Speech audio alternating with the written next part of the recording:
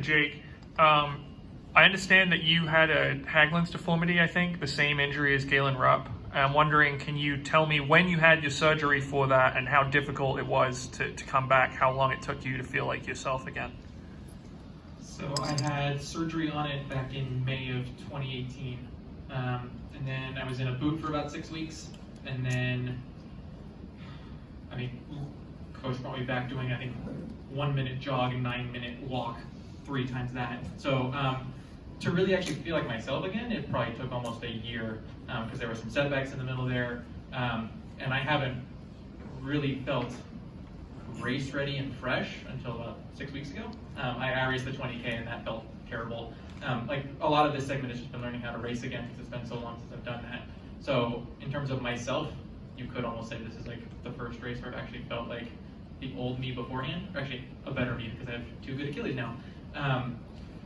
So yeah, that was at least a year and a half process. Before that, I was doing PRP and a whole bunch of other stuff as well. What are the challenges of that specific injury?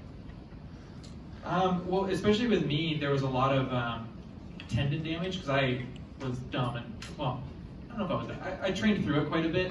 Part of that was because we were building up for the marathon trials and then for the track trials, and it was one of those things where I could gimp along and kind of hold things together, and I made it to the trials and I ran them in both of them. And it was one of those things where it doesn't come for another 4 years, so we're gonna gut it out. So there was a lot of tissue that was damaged in the local area, and then I've been compensating on it for so long that there was just a whole bunch of imbalances. Like my right calf was significantly smaller, you could just tell.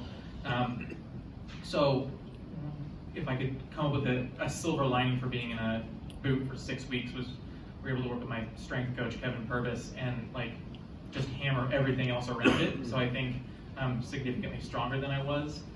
So a lot of it was just getting the tissues and everything to be able to hold up to training again and to fix all those imbalances, to get mass back in the calf. I've lost count of how many calf races I've done over the last few years. I gotta say I'm sick of them, but they're making me healthy, so I gotta stick with it. Last question from me, Parker. 11 months ago, you sat down the week of the New York City Marathon with Dathan Rinsenheim, and he agreed to coach you. And now, 11 months later, you're a 2:10 guy. What was it like when you saw Dathan at the finish today?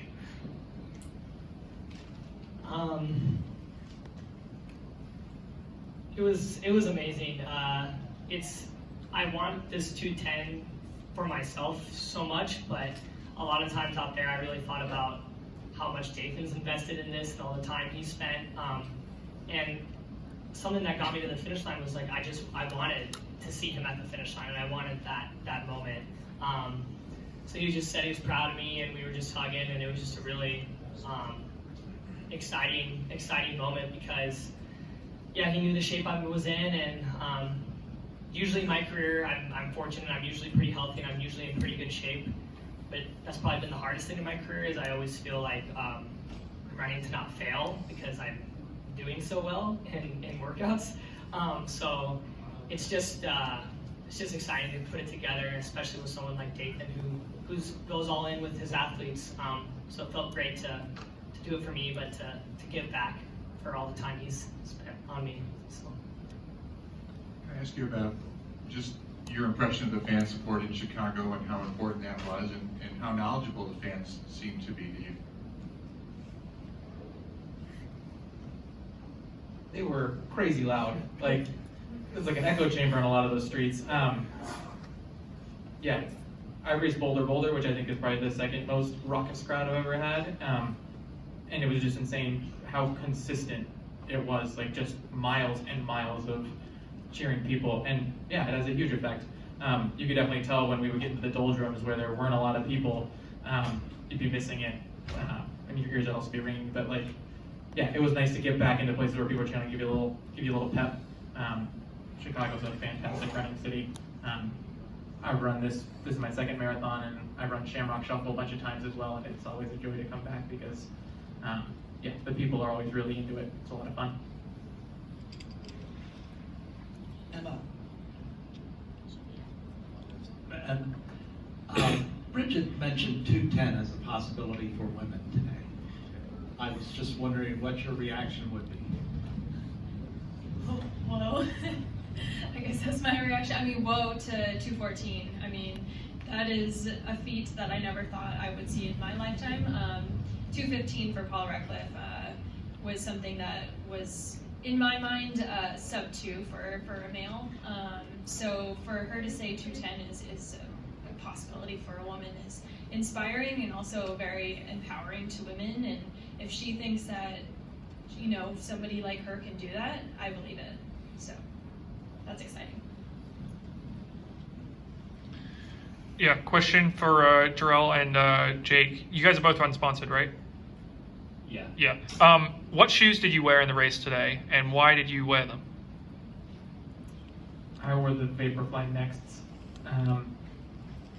Yeah, I bought it at the hype. I also took a seminar from one of the professors they did some of the testing for that shoe at CU, and I took a seminar, and she said, yeah, it's pretty legit as far as the boost it gives you. And I tried a pair on it. It feels like running on trampolines. So, yeah. The one good thing about being unsponsored is you can go with the best piece of equipment, or the piece of equipment you like from each different place. And so I've been dabbling in all kind of different shoe companies, and yeah, I like the Vaporfly, so that's what I chose. Yeah, I ran in the same shoe, and kind of for the same reason. It just for everything I had heard seemed like it gave it a significant benefit. So I figured, why not try and give myself every advantage I can? But there's a lot of companies that are coming out with the same kind of idea now, though. So I'd be interested to try some of those too, because I can't really compare. But And I'm not meriting it to it, so if any sponsors out there are paying attention, you want to give my coach a ring. Should we have a question for Gerald? This Houston was your half marathon debut as well, yes? yeah, that's right. Okay, with your marathon debut today, other than your finish, what would you say was the most surprising thing for you along the way?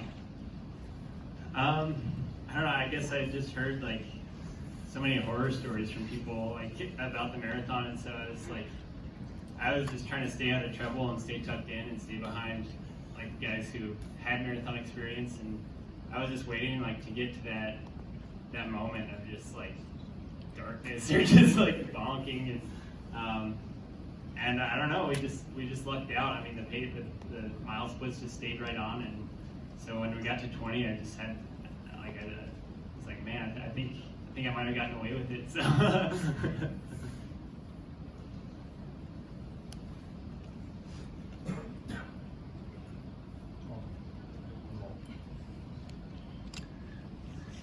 Yeah, question for Parker.